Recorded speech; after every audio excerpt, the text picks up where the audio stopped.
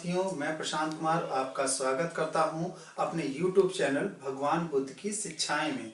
पिछले एपिसोड में हमने बात की सिद्धार्थ गौतम के प्रारंभिक लक्षणों के बारे में तथा उनके विवाह के बारे में। आज के एपिसोड में हम बात करने वाले हैं सिद्धार्थ गौतम को रोकने के लिए राजा शुद्धोधन के द्वारा किए गए प्रयासों के बारे में। जैसा कि आप जानते हैं, राजा शुद्धोधन बहुत ही प्रसन्न थे कि उनके पुत्र का विवाह हो गया है और उसने गृहस्थ जीवन में प्रवेश कर लिया है। फिर भी असित मुनि की भविष्यवाणी अभी भी उनका पीछा कर रही थी। उस भविष्यवाणी को पूरा होने से रोकने के लिए उन्होंने सोचा कि सिद्धार्थ गौतम को जीवन के आनंद और काम भोग में पूरी तरह से व्यस्त कर दिया जाए। इस उद्देश्य पूर्ति के लिए शुद्धोधन ने अपने पुत्र के रहने के लिए 3 महल बनाए। एक महल ग्रीष्म ऋतु के लिए, दूसरा महल वर्षा ऋतु के लिए और तीसरा शीत ऋतु के लिए। उन्होंने इन महलों को हर तरह की सुविधाओं और भोग विलास के साधनों से सुसज्जित कराया। हर महलों के चारों ओर विशाल सुंदर बाग थे, जिनमें नाना प्रकार के वृक्ष और सुंदर फूल लगे थे। अपने कुल पुरोहित उदाई के परामर्श से उन्होंने विचार किया कि कुमार के लिए एक अंतःपुर की व्यवस्था की जाए, जिसमें अत्यधिक सुंदर स्त्रियां हों। शुद्धोधन ने तब उदाई से कहा कि वह उन पौड़ियों को समझा दें कि वह किस प्रकार का आचरण करके जीवन के आनंद भोग हेतु राजकुमार का दिल जीत लें। उदाई ने अंतःपुर की सुंदरियों को एकत्र करके उन्हें समझाया कि वह किस विधि से राजकुमार का दिल जीतें। उन्हें संबोधित करते हुए उन्होंने कहा कि तुम सभी ललित कलाओं में दक्ष हो, तुम सभी प्रणव संबंधी भावनाओं की भाषाओं को समझ पाने में प्रवीण हो, तुम सौंदर्य और लावण्य से युक्त हो, तुम अपनी शैली में दक्ष हो, तुम अपने रूप लावण्य से उन ऋषियों को भी जीत सकती हो जिन्होंने अपनी इच्छाओं को समाप्त कर दिया है, तुम उन देवताओं को भी अपने जाल में फंसा सकती हो जिन्हें केवल स्वर्ग लोक की अप्सराएं ही मोह सकती हैं।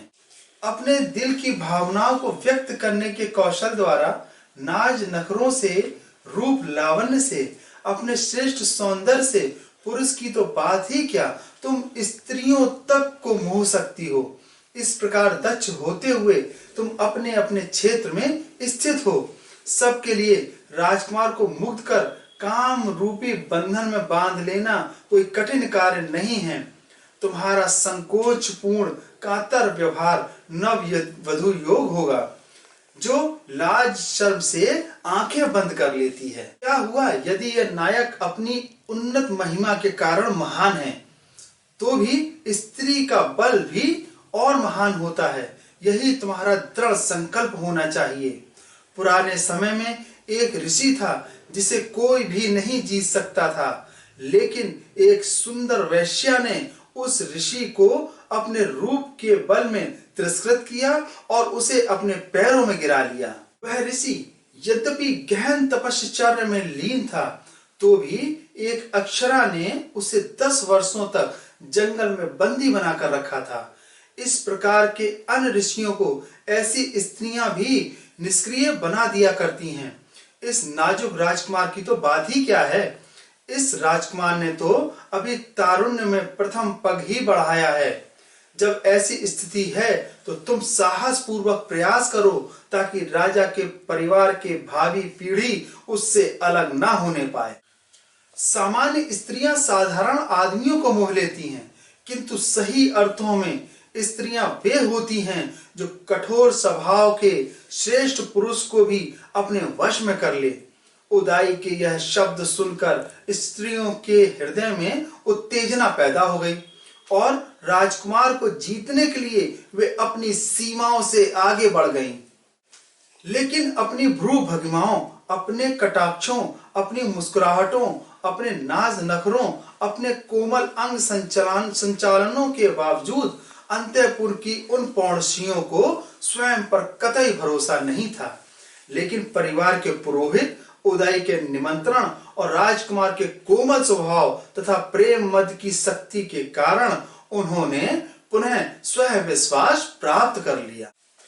तब स्त्रियां अपने अपने काम में लग गईं और राजकुमार की स्थिति ऐसी कर दी जैसे हिमालय के जंगल में विचरते हुए हथनी समूह से घिरे हुए हस्ती राज की होती है। उन स्त्रियों से घिरे हुए राजकुमार उस मनोहर उद्यान में ऐसे सुशोभित हो रहे थे जैसे सूर्य अपने राज्य उद्यान में अप्सराओं से घिरा हो। उनमें से कुछ ने रागा तरीके से उन्हें धीरे से धकेलकर अपनी छातियों से दबाया। कुछ स्त्रियों ने लड़खड़ाने का बहाना करते हुए उन्हें जोर से अपनी बाहों में भर लिया। तब अपने कंधों को उनके ऊपर झुकाकर अपने लता जैसे हाथ उनके ऊपर रख दिए।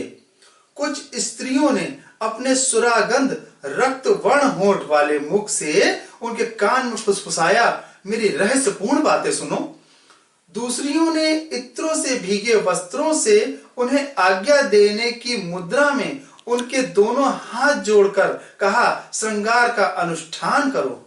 दूसरी नीलांबरा सुरा से मत्त होने का बहाना बनाते हुए अपनी जीभ दिखाते हुए खड़ी हो गई जैसे रात के समय में बिजली कौंध रही हो।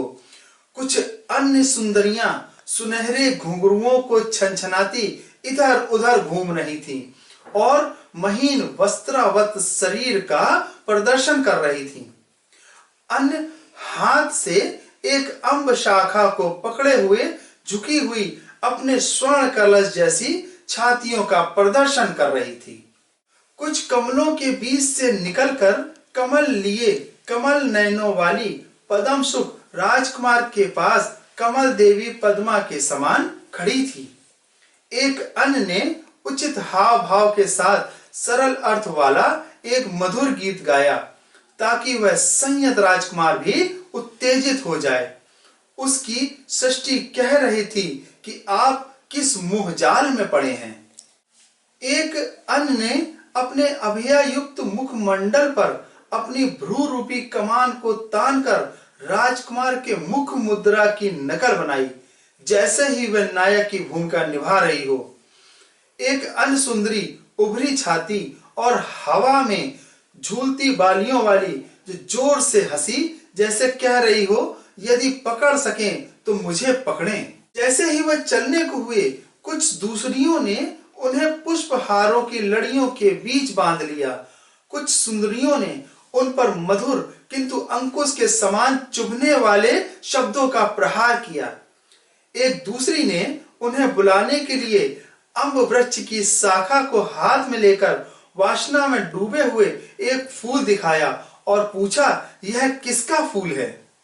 एक दूसरी ने पुरुष जैसी चाल और हाव भाव बनाकर कहा, स्त्री द्वारा पराजित, जाओ और इस पृथ्वी को जीतो। एक दूसरी ने नील कदम की गंध लेते हुए अपनी गोल गोल आंखें मटकाते हुए उत्तेजना में कुछ अस्पष्ट शब्दों में राजपाल को संबोधित किया।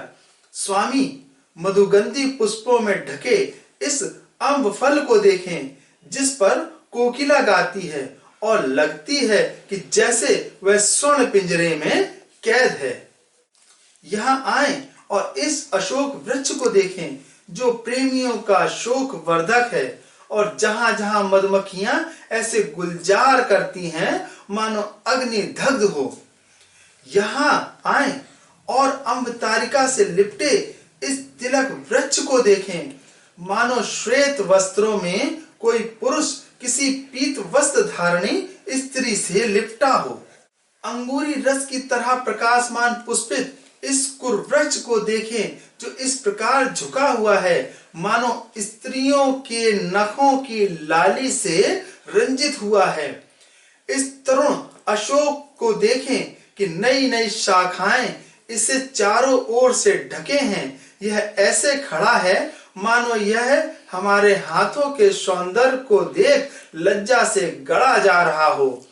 इस झील को ही देखें जिसके तट पर सिंधवार उगी हुई है मानो श्वेत वस्त्र में एक सुंदर रमणी लेटी हुई है।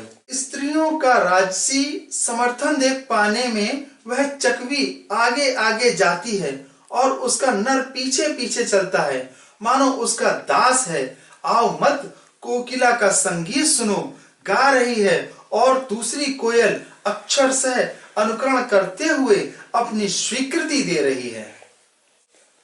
अच्छा होता यदि वसंत ऋतुओं में पक्षियों में पैदा होने वाले उन्माद का कुछ अंश आप में भी होता और यह अपने आप में एक विचारशील व्यक्ति जैसे विचार ना होते, जो सदा यही विचारते रहते हैं कि वह कितने बुद्धिमान हैं। इस प्रकार इन प्रेमाशक्त बालाओं ने राजकुमार को हर तरह से घेरने का प्रयास किया। इतना किए जाने पर भी वह सतेंद्रिय न प्रसन्न हुए न मुस्कुराए।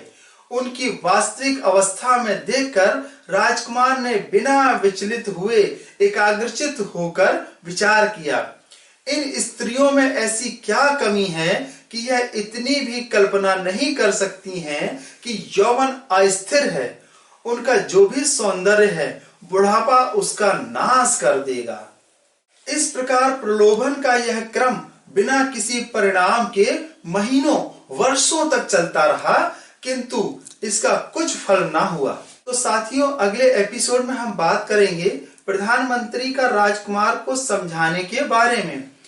आपको आज का हमारा यह वीडियो कैसा लगा हमें कमेंट सेक्शन में जरूर बताएं और हमारे वीडियो को ज्यादा से ज्यादा शेयर करें, ताकि बाबा साहब द्वारा रचित यह अनुपम ग्रंथ भगवान बुद्ध और उनका धम्म जन जन तक आसानी से पहुंच सके। इन्हीं शब्दों के साथ मैं प्रशांत कुमार आपसे अनुमति चाहूंगा। जय भीम, नमो बुद्धाय।